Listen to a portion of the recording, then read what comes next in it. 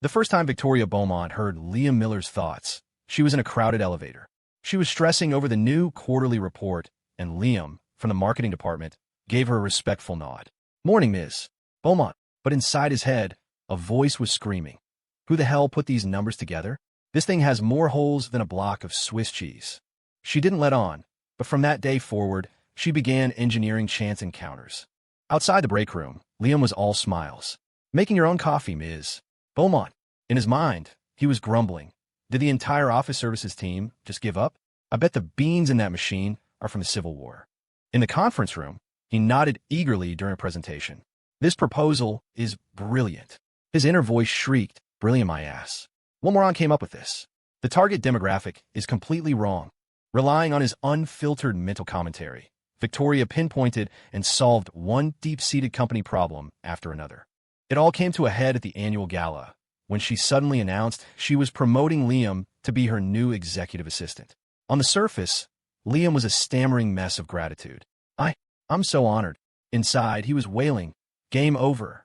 My life of blissful coasting is officially finished." Victoria watched him, the corner of her mouth twitching into a smirk no one else could see. In the elevator, Victoria pinched the bridge of her nose. The new quarterly report was a tangled mess. Beside her, Liam Miller from marketing gave a slight bow, his voice professionally starched. "Morning, Ms. Beaumont." "Morning? What's good about it?" "She's got a face a mile long." "Who pissed off the Ice Queen today?" A clear, irritated voice slammed into Victoria's brain. Her fingers twitched. She snapped her head to the side. Liam was still wearing his standard-issue corporate smile, his lips sealed. "Who the hell put these numbers together? This thing has more holes than a block of Swiss cheese. The cost analysis is a joke, and the marketing budget is inflated enough to fill the Great Lakes. Did the entire audit department take a nap?" The voice continued its rampage, sharp and precise, every word a direct hit on the report's weakest points. Victoria's breath caught. She stared, transfixed, at Liam's placid face. The elevator chimed, and the door slid open. She strode out first, her heels clicking sharply on the marble floor. Liam scurried back to his desk. He'd just wrapped his hand around his coffee mug when a shadow fell over him. Victoria Beaumont was standing at the entrance to the break room, a walking statue of ice. He shot up from his chair like he'd been electrocuted, forcing his brightest smile. "Ms. Beaumont, you're, making your own coffee. Did the entire facilities team just collectively die?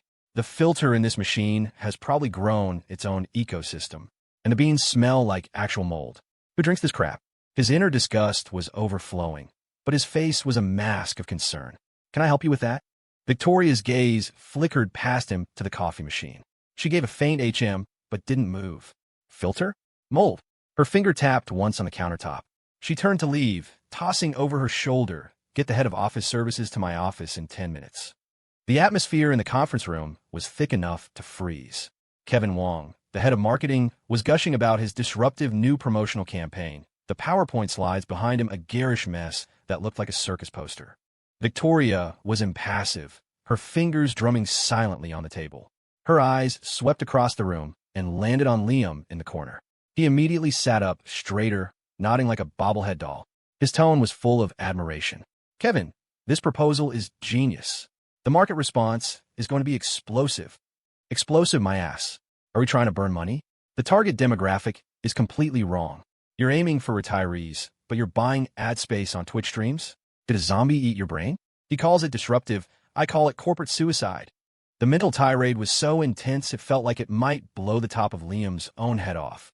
But the look of adoration on his face only grew more sincere. He even clapped a couple of times. Victoria lifted her water glass, her knuckles white. "Kevin, where's the data supporting your user profile? And the analysis report on your media channel alignment? Redo it. I want a viable proposal on my desk by noon tomorrow." The color drained from Kevin Wong's face. At the end of the day, the elevator banks were swarming. Victoria had just stepped out of her private elevator when she spotted Liam's back as he tried to slip away toward the main bank. Liam, his body went rigid. He spun around, that trademark smile instantly plastered on his face as he trotted over. "Ms. Beaumont, did you need something?" "Now what?" "Quitting time is sacred. They have a limited supply of the Friday barbecue pulled pork special in the cafeteria, for God's sake." His inner howl was deafening, but his expression was pure deference.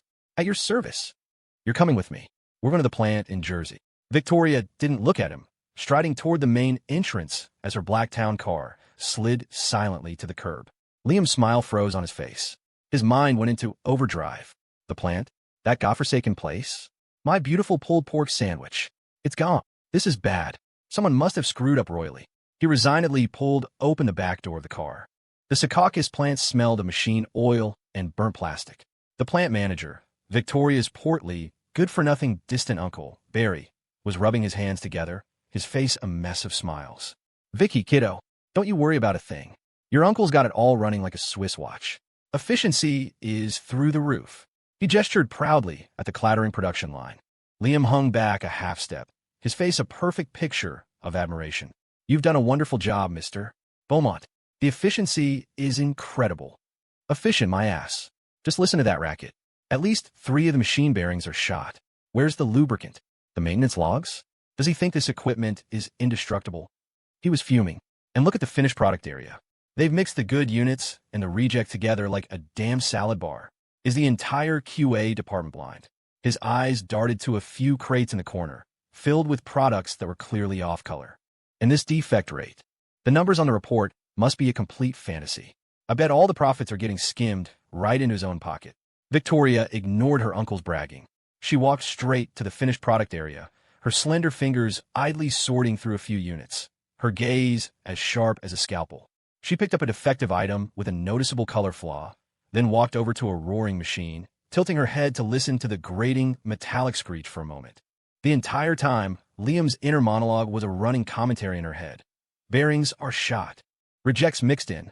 Falsified defect reports. Greedy bastard. She turned, her face a blank mask. She spoke coolly to her assistant. "Get the VPs of corporate audit and equipment maintenance on the phone.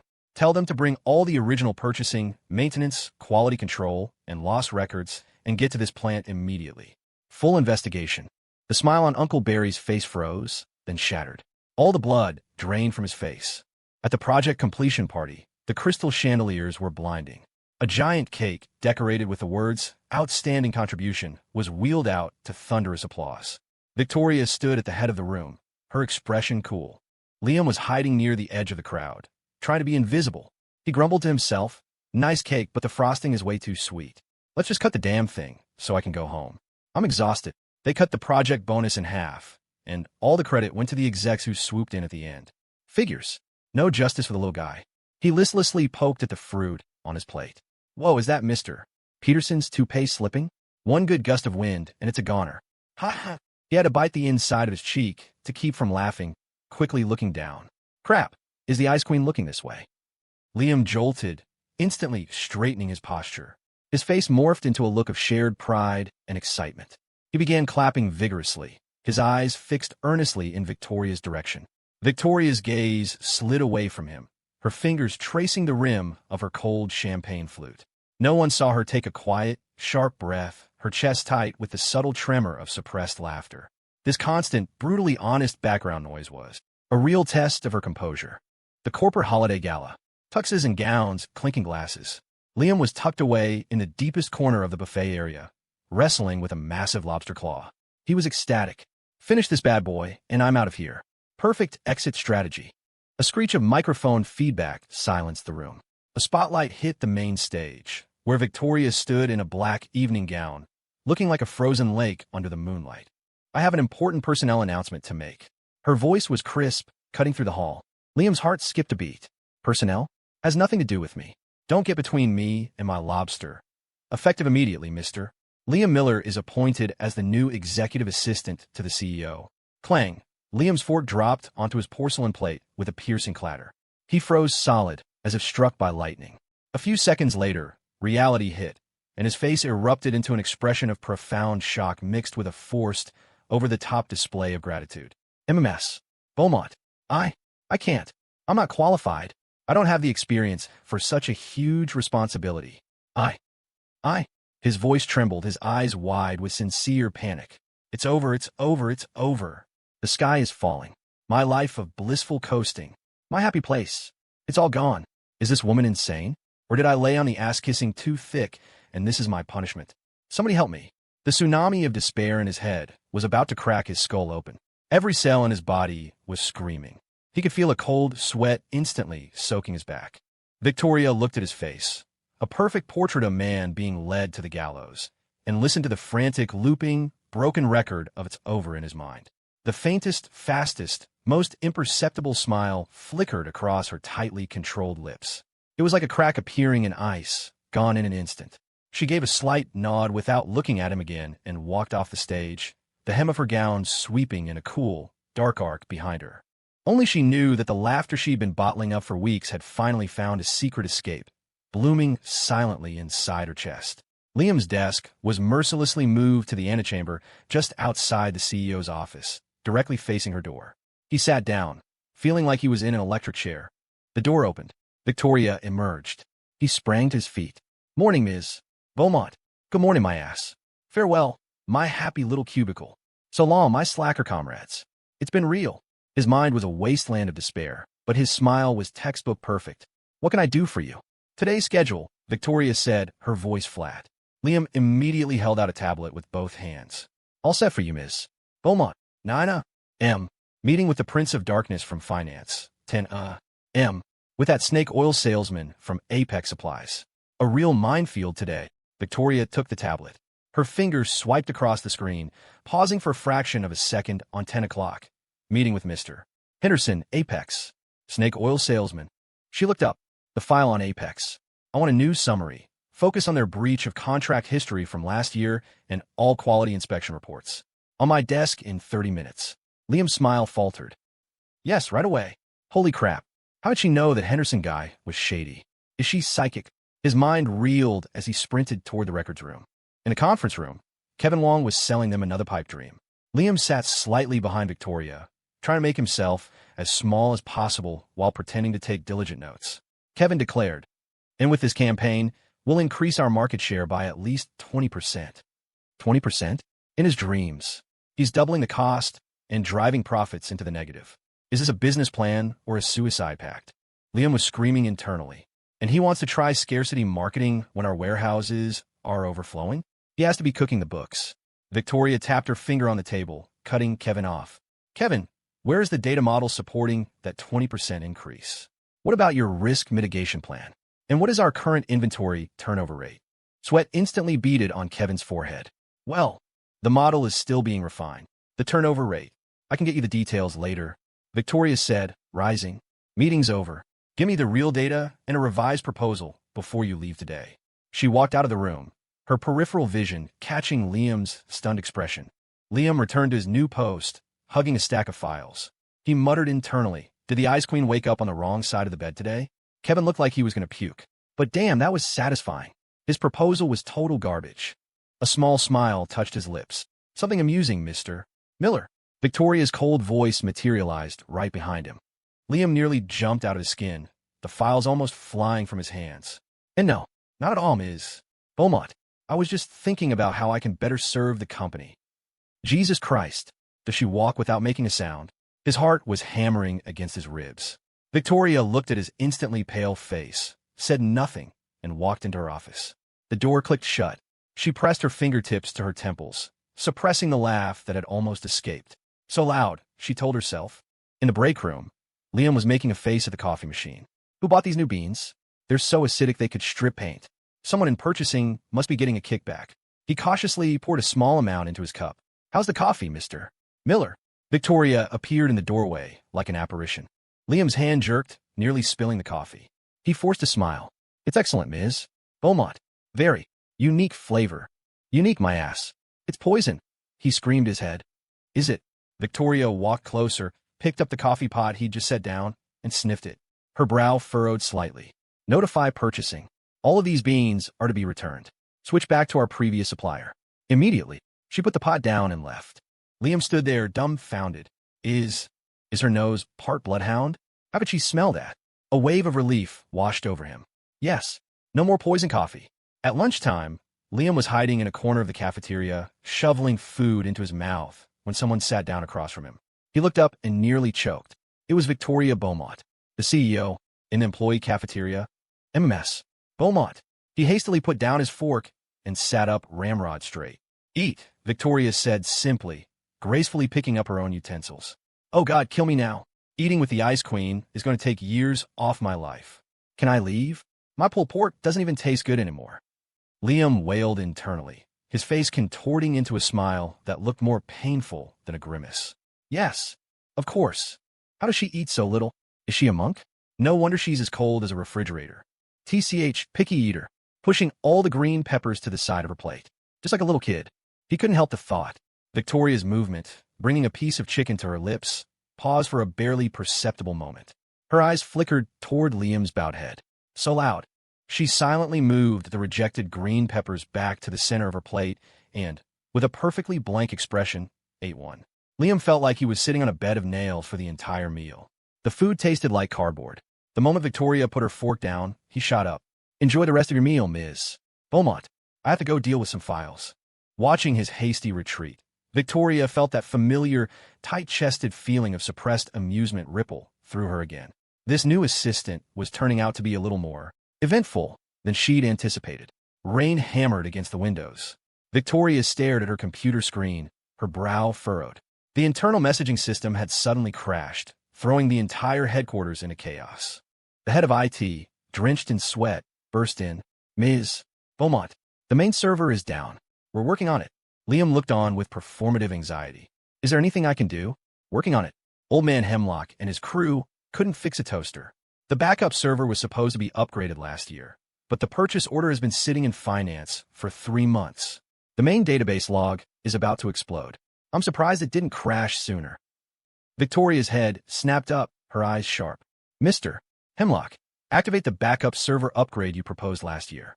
I'll give you emergency authorization right now. And run the command to clear the main database log. Highest priority. The IT head stared for a second, then nodded vigorously. Yes, right. He turned and ran. Liam was floored. She even knows about that. Is she clairvoyant? A tidal wave of shock crashed through him. Victoria picked up her desk phone, her voice cold as steel. Finance. I want the IT server upgrade purchase order on my desk in 10 minutes. She hung up, listening to the hurricane of holy crap. She's a god.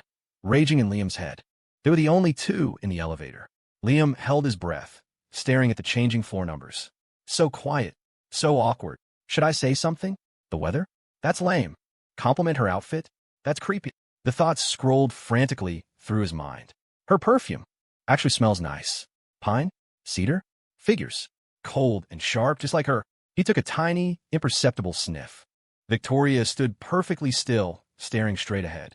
The elevator's mirrored walls reflected her impassive face, but only she knew that the tips of her ears were starting to feel warm.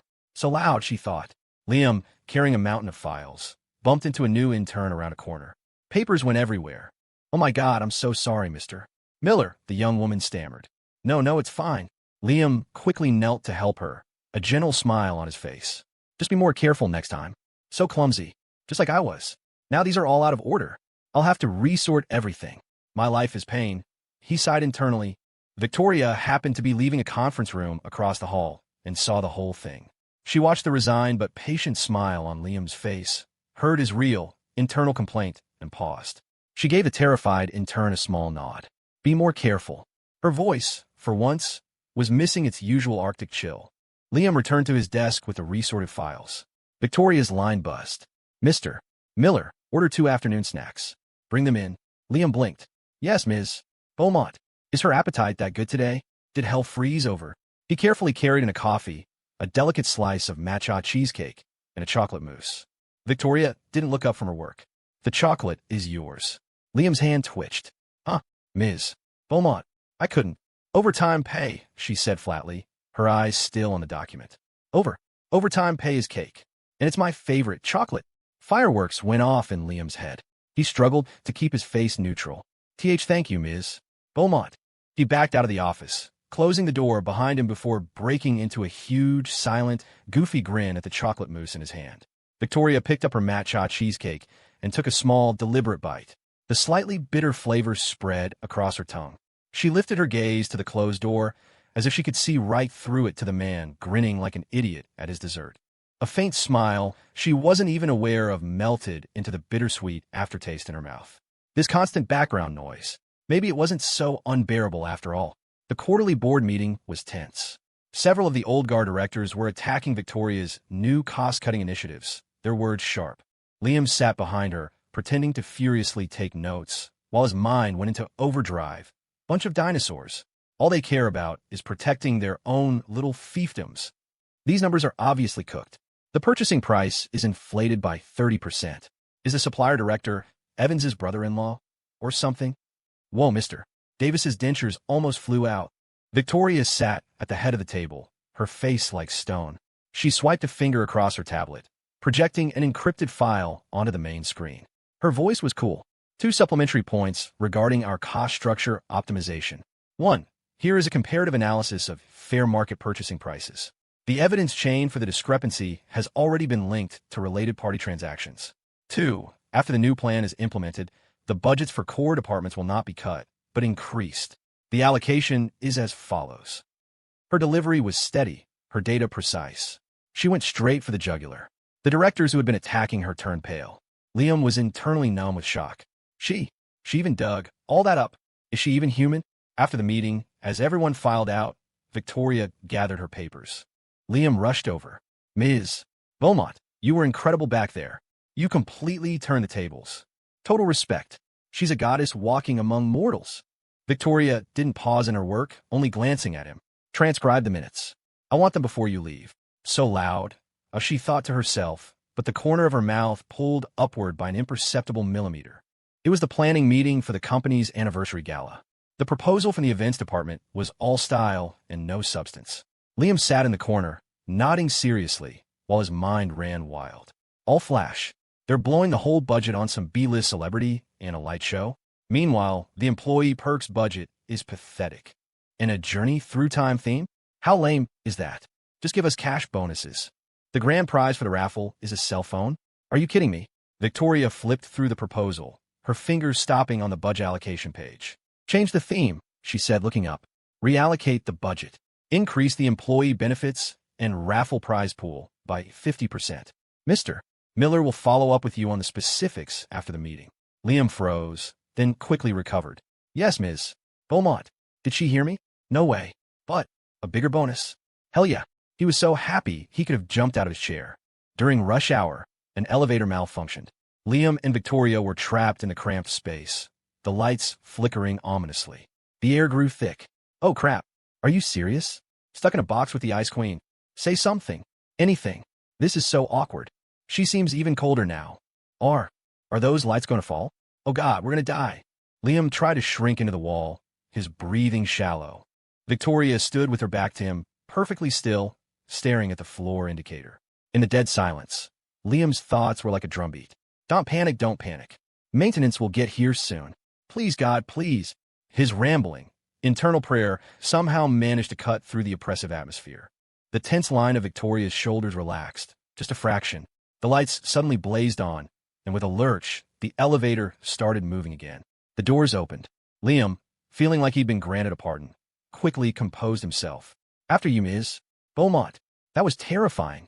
Victoria stepped out, her pace seeming a little faster than usual. Chloe, an intern, stood by Liam's desk with red-rimmed eyes, clutching a small, handmade bracelet. Mr. Miller, she said timidly, I wanted to thank you for helping me the other day. This is for you. Liam quickly waved his hands. Oh no, you don't have to. It was nothing. She's really talented, but this thing is so pink. How could a grown man wear this? He was trying to refuse when the door to the office behind him opened a crack. Take it, came Victoria's cool voice. They both jumped. Chloe looked even more terrified. MMS. Beaumont. Victoria's gaze flickered from the pink bracelet to Liam. A heartfelt gift is rare. With that, she closed the door. Liam had no choice but to accept it. He smiled at Chloe. Thank you, it's beautiful. Okay, where am I going to hide this thing? The very back of my bottom drawer, I guess, he thought, conflicted. Inside the office, Victoria leaned against the door, her fingers unconsciously tracing the face of her Patek Philippe watch. She walked to the floor-to-ceiling window and looked down at the river of city lights. In the back of a drawer, in a forgotten corner, lay a similar, cheap plastic bead bracelet, its colors long faded, a gift that another timid Chloe from long ago had never managed to give. The glittering city lights reflected in her deep, dark eyes, but they couldn't seem to penetrate the past she had kept frozen for so long. This noisy assistant, with his trivial little problems, seemed to be unintentionally chipping away at something she had sealed in ice. Liam, you gotta help me. Josh from the events team was practically crying at his desk. The vendor just jacked up the price by 50% for the venue decorations. The whole thing's going to fall apart. Kevin told me to just handle it, but what am I supposed to do? Liam was sympathetic. Okay, calm down, let's think. That cheapskate Kevin. Passing the buck again. This vendor is famous for price gouging. Where's the damn contract? Find a loophole. Out loud, he said, have you read the contract carefully? Are there any clauses about this? Josh shook his head. It was just a standard template. I don't think. I didn't look that closely. Appendix C, Section 7, has a maximum price increase cap. It's 15% tops. Liam was screaming in his head. It's in black and white. Is the legal department useless? The office door slid open silently. Victoria stood there, her eyes on Josh. A problem with the venue decor? Josh flinched. MMS. Beaumont. The vendors suddenly raised their price. Appendix C, Section 7, Victoria said, her voice like ice. Have legal follow up and enforce the contract. If they push back again, find a new vendor. She turned and went back in her office. Josh and Liam stared at each other. Josh was ecstatic. Appendix C, Section 7. Thank you, Ms. Beaumont. Thanks, Liam. He bolted. Liam was frozen in place. How? How did she know I was thinking about Section 7? A coincidence? It has to be a coincidence. During his lunch break, Liam was hiding in a fire stairwell, eating a sandwich. He couldn't resist sending a voice note to his best friend. Hey Dave, quick question. You think it's possible for someone to hear what other people are thinking? Crap, what am I even saying? I'm losing my mind. He quickly deleted the message. He heard the soft click of heels on the concrete behind him. Liam's soul just about left his body. He spun around to see Victoria descending from the floor above, her gaze seeming to sweep right over him. He shot to his feet. Ms. Beaumont, I was just getting some fresh air. Victoria didn't stop, just gave a soft HM as she continued down the stairs. So loud, as she thought, her fingers unconsciously curling into a fist. The company was rolling out a new software system, which meant mandatory training for everyone. The IT instructor was mind-numbingly boring, and the room was half asleep. Liam's eyelids were heavy. This interface is hideous. The whole workflow is counterintuitive. Who designed this? Did they feed the user experience to a dog? You have to click through 3 pages just to log in, and the most important functions are buried deeper than pirate treasure. He complained to himself. Suddenly, Victoria, who was on the stage, picked up the microphone. Her crisp voice startled everyone awake. The UI and core workflow of this system have major flaws that will severely impact efficiency. Mr. Miller, she said, her gaze finding him in the corner with unnerving accuracy. After this, you will lead a user experience optimization team. I want a proposal for improvements within 1 week. Liam, yes, ma'am. Again, there is definitely something wrong with her. A chill ran down his spine. After work, Liam dawdled until the office was empty. He crept up to Victoria's door, took a deep breath, and, concentrating with all his might, screamed in his head. Victoria Beaumont is the kindest, gentlest, most beautiful boss in the world. Victoria Beaumont is the kindest, gentlest, most beautiful boss in the world. Victoria Beaumont is the kindest, gentlest, most beautiful boss in the world. He repeated the important message 3 times. He held his breath, ears perked, and stared intently at the door. Nothing. Phew. I knew it. I'm just stressed out and losing my mind. He wiped a bead of sweat from his brow, relieved, and practically skipped to the elevator. Inside the office, Victoria was slumped back in her massive leather chair. A document lay open in front of her, but she couldn't read a single word. She had one hand pressed to her forehead, fingers digging into her temples, her shoulders shaking uncontrollably. Those 3 earth-shattering, deafening, utterly desperate mental shrieks of kindest, gentlest, most beautiful were still ricocheting around her skull like a high-decibel feedback loop. So loud, she cursed internally, but her tightly pressed lips couldn't fight the massive grin that was threatening to break through her icy facade. A wave of heat shot up from her chest, forcing her to duck her head and bury her face in her arms. In the vast, silent office, the only sound was the muffled, violent, almost suffocating noise of her desperately suppressed laughter. And, completely oblivious, the idiot who thought he'd gotten away with it, humming a little tune on his way to the elevator. Liam sat at his desk, staring suspiciously at Victoria's closed office door. Something is definitely up. This is too weird. Alarm bells were screaming in his head. Yesterday, I thought about the contract clause, and she brought it up. The day before, I complained about the system, and she changed it. The day before that, he ticked off the incidents on his fingers, a growing sense of dread creeping over him. Can she read minds? No. Impossible. Absolutely not. He shook his head violently, trying to dislodge the absurd idea. It's the 21st century. Trust the science. She's just insanely observant. Or maybe I'm just so stressed I'm starting to hallucinate. That afternoon's executive meeting was painfully dull. Liam sat in the back, pretending to take notes while secretly running an experiment. Test 1. Victoria Beaumont is an ice queen. He snuck a glance at the head of the table. Victoria was flipping through a document, her expression blank. Test 2. Victoria Beaumont is a workaholic. She picked up her glass and took a sip of water. Test 3. Victoria Beaumont is secretly afraid of the dark. The fingers turning the page hesitated for a fraction of a second before continuing smoothly. Liam's heart leaped into his throat. A reaction. He decided to go all in. Focusing all his mental energy, he shouted in his mind, Victoria Beaumont I.S. and I see cold beauty. Ahem. At the head of the table, Victoria suddenly choked on her water, letting out a series of violent coughs. She quickly covered her mouth with a handkerchief, her shoulders shaking, the tips of her ears turning a suspicious shade of red. The entire conference room went dead silent. Every executive stared, dumbfounded, at their unflappable CEO, who was now coughing like her life depended on it. Liam turned to stone. Oh crap. She heard it. She really heard it. I'm a dead man. Victoria finally got her coughing under control. Her eyes were slightly watery from the choking, and her voice was uncharacteristically hoarse. Continue. She avoided everyone's questioning gaze, her fingers digging so hard into her palm that her nails nearly broke the skin. It was the only way to suppress the bizarre urge to laugh that was still tangled up with her coughing fit. The rest of the meeting was excruciatingly awkward. Liam floated back to his antechamber in a daze, feeling as though his career and his entire understanding of reality were teetering on a cliff's edge. I'm done for. She definitely heard me. Ice cold beauty.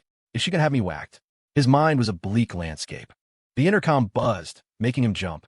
He picked it up, ready to face his execution. Ms. Beaumont, in here. Victoria's voice was unreadable, but maybe even colder than usual. Liam forced himself to push open the door and entered, keeping his eyes glued to the floor. You wanted to see me? Victoria didn't look at him. She handed him a folder. Business trip next week. Final review for the Chicago project. You'll arrange the travel. Get the briefing materials organized by tonight. Her tone was all business. Yes, Ms. Beaumont. Liam felt a rush of relief. He took the folder and started to beat a hasty retreat. Wait. Liam's heart stopped. She finally looked up, her gaze like a pair of ice picks, her face a perfect mask. The only hint of the earlier incident was the slight redness still lingering at the corners of her eyes. The air in the room felt solid. The coffee, she said slowly, her voice tight with some unidentifiable tension. Give me a fresh cup. Hot this time. Yes, ma'am. Liam practically tripped over his own feet getting out of there. He shut the door behind him before he dared to take a breath. That was terrifying. I thought for sure she was going to fire me. He wiped a sheen of cold sweat from his forehead. Inside her office, Victoria leaned back heavily in her chair, letting out a long, slow breath. She raised a hand, her fingertips brushing against her still-burning earlobe. Her gaze fell on a cup of long cold coffee on her desk. Ice cold. Beauty, she whispered the words to herself. They seemed to hum with a strange electricity as they rolled through her mind. A powerful, unfamiliar, almost uncontrollable wave of laughter surged up her throat again. She snatched the folder for the business trip and pressed it hard against her face, tried to use the cool paper and the smell of ink to smother the strange, hot emotion that was trying to break free. Behind the folder, hidden from view, her lips finally surrendered, curling upward into a clear, complete, and utterly mortified smile. This noisy, insolent assistant was getting more and more out of control. First class to Chicago. Liam sat perfectly still, trying his best to empty his mind. Don't think. Think about nothing. I'm a rock. I'm a plant. He repeated the mantra in his head. Victoria was across the aisle, wearing noise-canceling headphones, her eyes closed. Her profile was as sharp and cold as a sculpture carved from ice. Liam snuck a peek. Is she asleep? Her eyelashes are pretty long. Skin's really clear. Crap, what am I thinking? Stop it. Wait, can she really hear me? Even on a plane this loud? were more than 10 feet apart. His thoughts were running wild. One last test. Just one. I swear. He took a deep breath, concentrated, and thought, very slowly and clearly. VC. TOR. IA. Bo. Mont's waist. IS. Real OY. Slim. Ahem. Victoria coughed sharply, quickly turning her head away. Her shoulders shook violently for a second. She pressed the call button, her voice trembling almost imperceptibly. Water. The flight attendant rushed over with a bottle. Liam went rigid, the blood draining from his face. She heard it. She absolutely heard it. It's over. I'm dead for real this time. Her waist is slim. What the hell was I thinking? He wanted to open the emergency exit and jump. In the car from the airport to the hotel, Liam huddled in the front passenger seat, trying to become one with the upholstery. His mind was a gray fog. Social suicide. Career over. Is it too late to just quit and disappear? From the back seat, Victoria's cool voice, devoid of emotion, cut through his panic. The meeting with the client is at 10 a.m. tomorrow. Review the key points in the brief one more time. Yes, Ms. Beaumont. Liam's voice was tight. He immediately pulled out his tablet and pretended to read. Read what? All I can think about is her waist is slim. He wanted to cry. The hotel lobby was a palace of gold and marble. Victoria walked straight to the front desk. Liam trailed behind her, dragging both their suitcases, his head hanging low. A suite. Damn capitalists.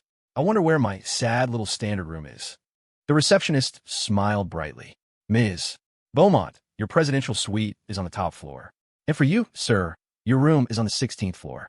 Here is your key card. Just as Liam reached for it, Victoria spoke. That won't be necessary. He'll take the executive room adjacent to my suite. For work convenience. The receptionist blinked, then quickly tapped at her keyboard. Of course. I'll make that change for you right now. Liam. Adjacent. Executive room? For work convenience. You mean for convenient murdering? Alarm bells screamed in his head. He felt a cold dread creep up his spine. The elevator whisked them to the top floor. The hallway was so quiet he could hear his own frantic heartbeat. Victoria swiped her keycard, pushed open the door to her suite, and then turned, her gaze landing on Liam's pale face. Mr. Miller. Liam flinched. Yes. Breakfast will be delivered to your room at 8 a.m. I don't want to see you with dark circles under your eyes before the meeting. Her tone was flat. With that, she closed the heavy door. Liam stood alone in the opulent hallway, staring at the door to the room next door, the key card clutched in his hand. He felt like a prisoner awaiting his sentence. Breakfast at 8. Dark circles. Was that concern or threat? He was completely lost. Inside the suite, Victoria leaned back against the door, not turning on the lights. In the darkness, she raised a hand, her fingertips lightly touching the side of her waist. Those 3 words, as clear as if they'd been whispered in her ear, her waist is slim, seemed to echo in the silent room. A strange, burning heat flooded her cheeks and ears, even more intense than when she'd choked on the plane. She took a deep breath, tried to calm her racing heart. So loud and inappropriate. She scolded him in her mind, but her tightly pressed lips couldn't fight the small, mortified and annoyed smile that was forming. This business trip was turning out to be far more complicated than she'd expected. Chicago General Hospital. The emergency room hallway was stark white and freezing. Liam paced back and forth like a caged animal, his mind buzzing. This is all my fault. Why did I have to suggest that sketchy taco truck? She's so delicate. What if she has serious food poisoning? Gastroenteritis? Appendicitis? Oh God, I'm so fired. A doctor pushed through the doors. Family of Victoria Beaumont. Liam shot forward. Here. I am. How is she? Acute gastroenteritis. The severe vomiting caused some minor gastric bleeding. She'll need to be admitted for observation for a couple of days. The doctor adjusted his glasses. Are you her husband? You could go handle the admissions paperwork. Liam. Husband. Do I look like her husband? His face flushed beet red. He stammered. I'm her assistant. I'll go do that right now. He practically tripped over his own feet on his way to the admissions desk, his mind wailing. This is a disaster. This is a huge misunderstanding. The private room smelled sharply of antiseptic. Victoria lay on the bed, her face pale, and 4 drip attached to the back of her hand. Liam sat gingerly in the chair beside her, barely daring to breathe. Is she asleep? She looks so pale. I wonder if she's in pain. He was drowning in guilt. This is all my fault. My big mouth suggesting that stupid taco truck. The CEO's assistant puts the CEO in the hospital. My career is officially over. He hung his head in despair. The bag dripped silently.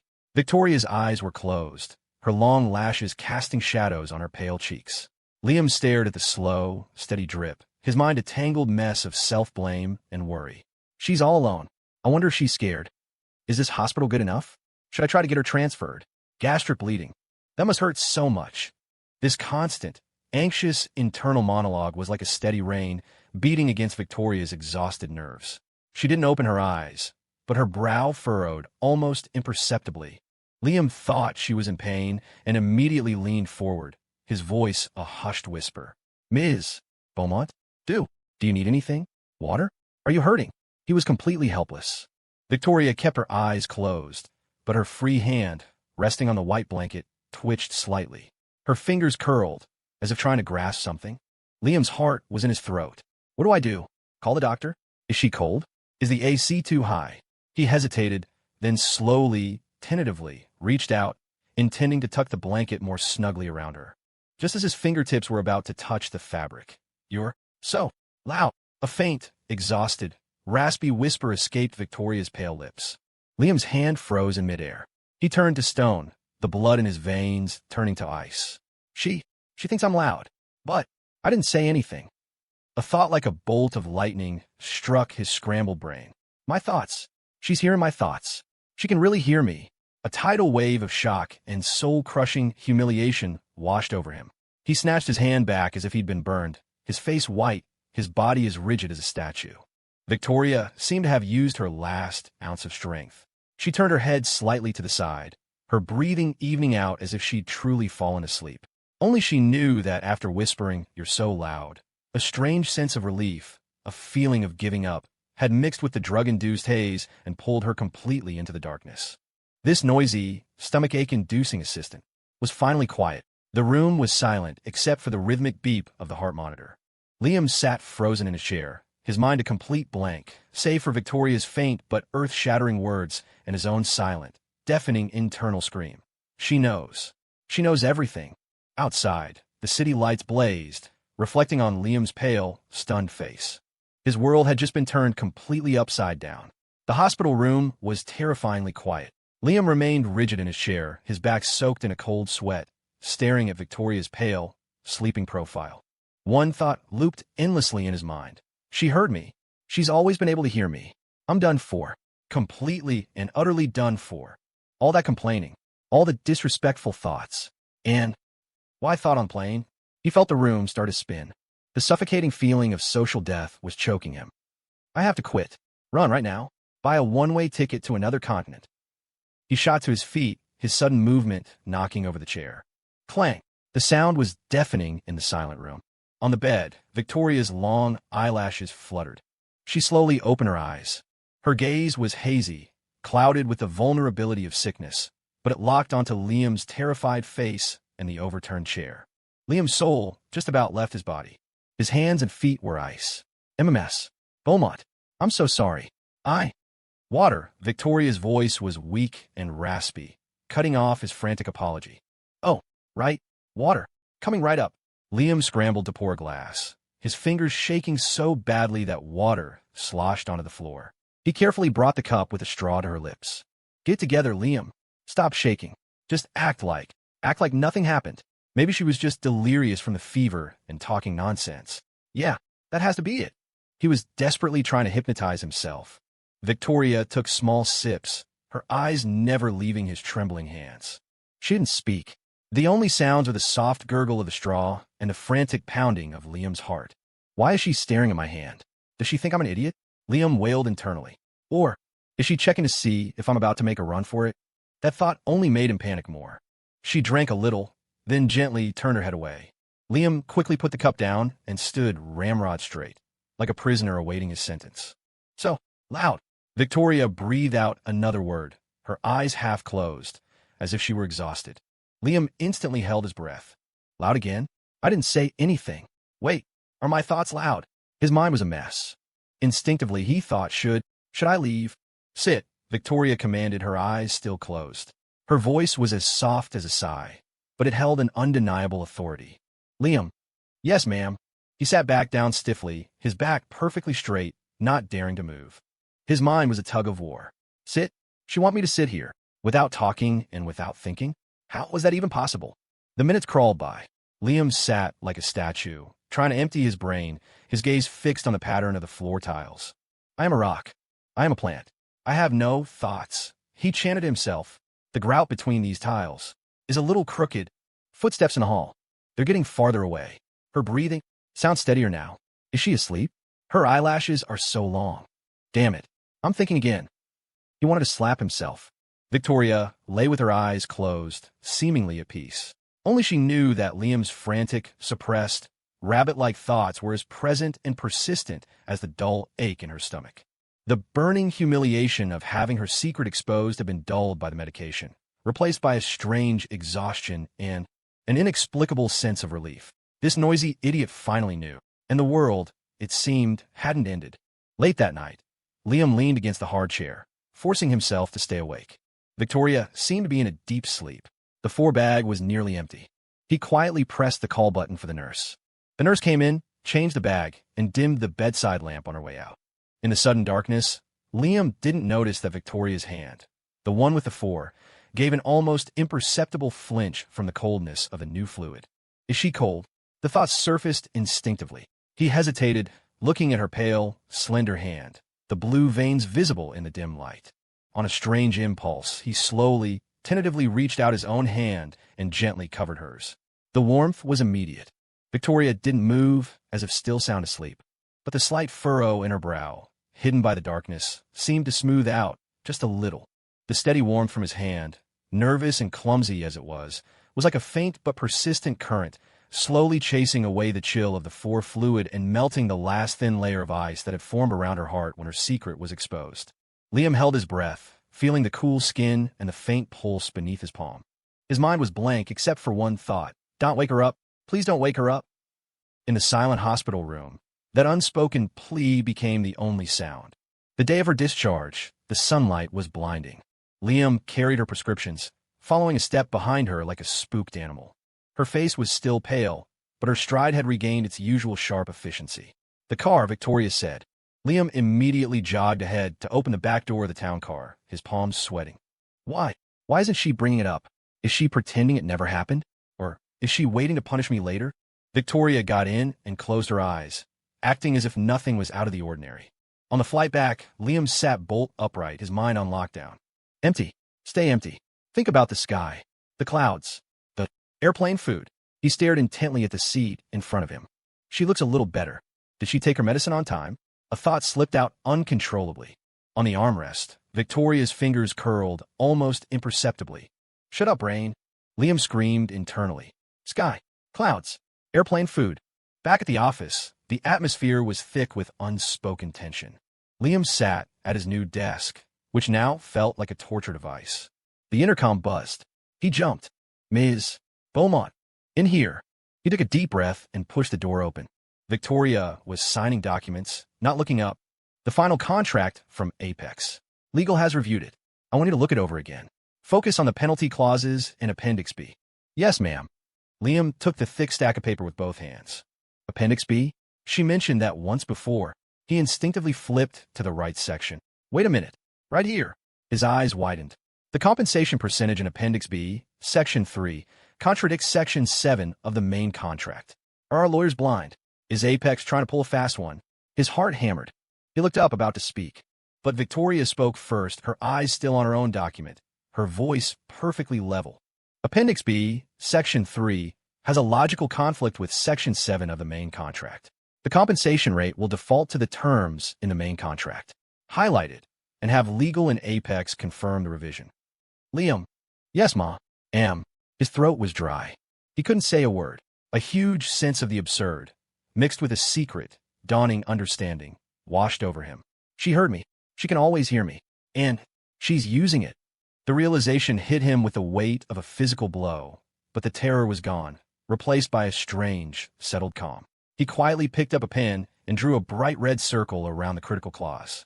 At the end of the day, they were the only 2 left in the office. Liam packed up his things, moving as quietly as a cat. After a long moment of hesitation, he walked to her door and knocked. Come in. He pushed the door open, but didn't enter, just stood in the doorway. His voice was a little rough. Ms. Beaumont. The doctor said you need to eat light, regular meals for a while. I found a highly rated place that delivers healthy soups. The link is in your email. He didn't dare look at her.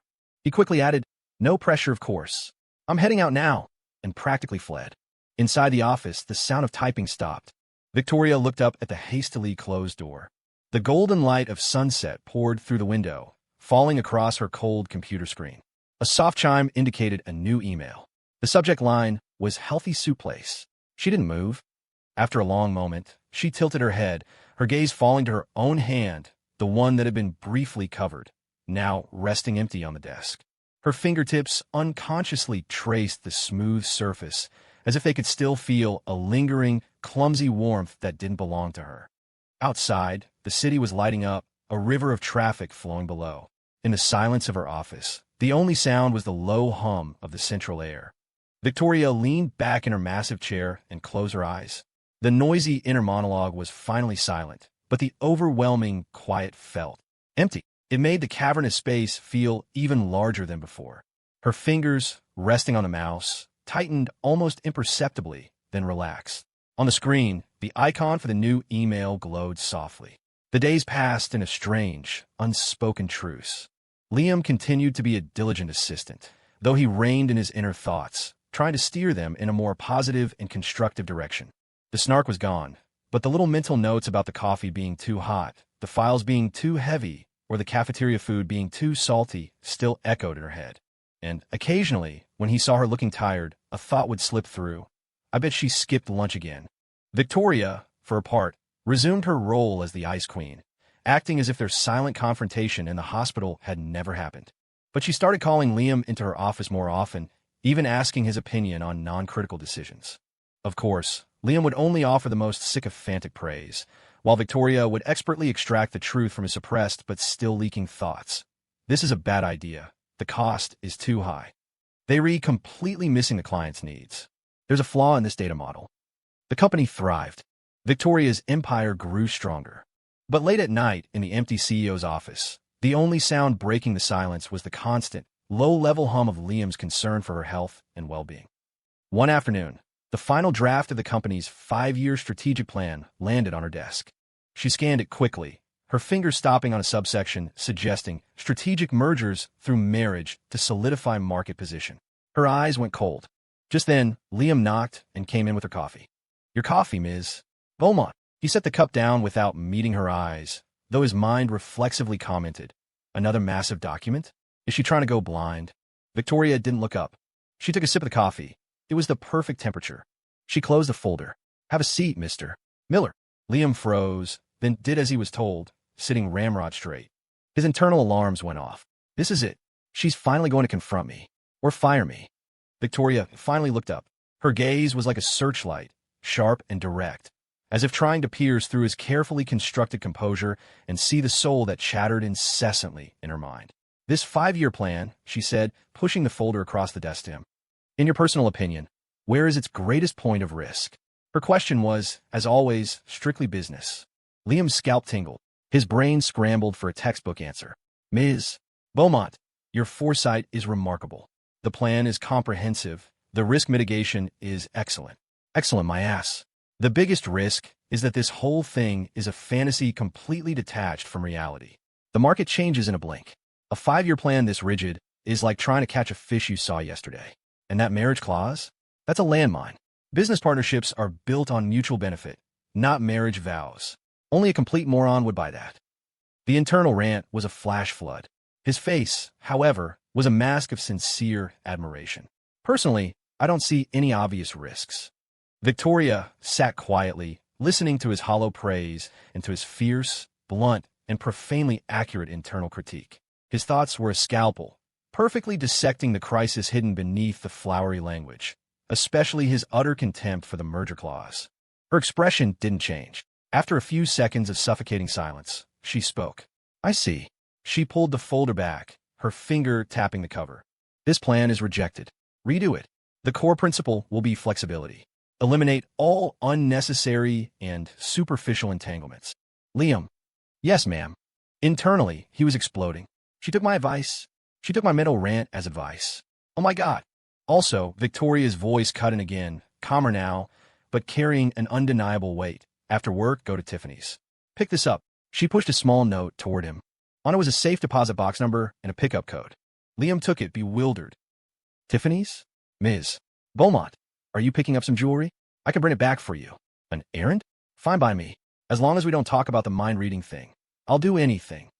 It's for you, Victoria said simply, her eyes already back on her documents, as if she'd just asked him to pick up paper clips. The size should be correct. Liam turned to stone. 4. For me. Tiffany's? For me. A size? What size? His brain shut down. After work, Liam floated to Tiffany & Co. In a daze. The clerk verified the number and code and returned with a small, dark blue velvet box. Ms. Beaumont had this reserved for you, sir. With trembling hands, Liam opened it. Inside, nestled in the velvet, was a men's platinum ring. The design was minimalist and clean, with no embellishments, save for a tiny, etched snowflake on the inner band. Understated, elegant, and incredibly expensive.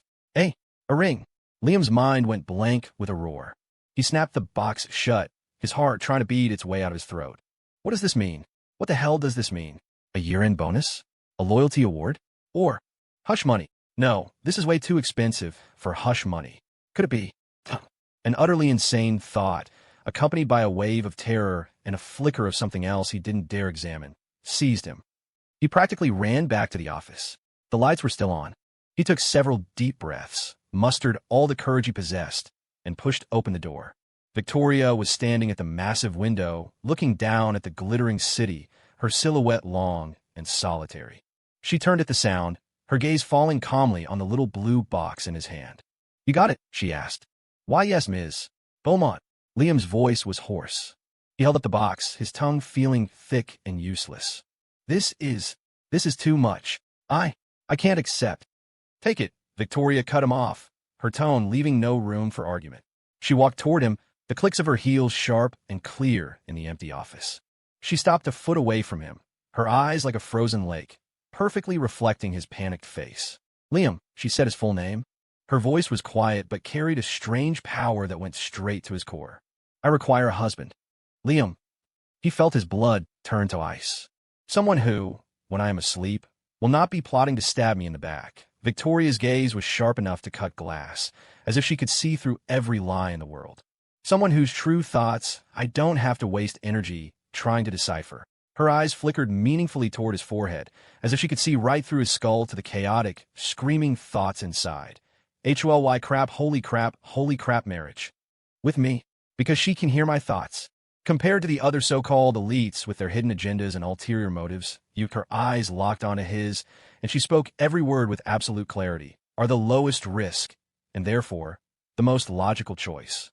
So, Victoria lifted her chin slightly, her posture as regal and untouchable as ever, as if she were closing a major business deal. We're getting married. Your salary and position will remain unchanged. She even added the last part, as if it were just another clause in an employment contract with excellent benefits. Liam was completely stunned, as if he'd been struck by lightning. He stood there, mouth agape, staring at her beautiful ice-cold face, listening to her logical, well-reasoned, and utterly insane marriage proposal. His mind was just a loop of exploding expletives. He unconsciously tightened his grip on the velvet box, the corners of the ring digging into his palm. He never did figure out if it was because his inner voice was too honest or because he, as a corporate drone, was just too harmless. All he knew was that his peaceful, or so he thought, life of coasting, and whatever sad career plans he'd had, in that single moment, been utterly and irrevocably ensnared by his mind-reading CEO and a platinum ring with a tiny, etched snowflake. The only sounds in the office were the low hum of the central air and the deafening, silent pounding of his own heart. Victoria watched his completely dumbfounded expression, then turned back to the endless city lights beyond the window. In the glass's dark reflection, the corner of her frozen lips curled into the faintest, fastest, most imperceptible, and distinctly triumphant smile.